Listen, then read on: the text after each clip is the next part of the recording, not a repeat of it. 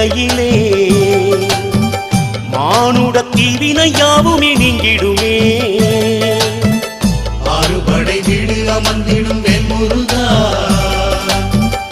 ஆதியந்தம் யாவும் கடந்தவன் ஞான வேணகுமரா.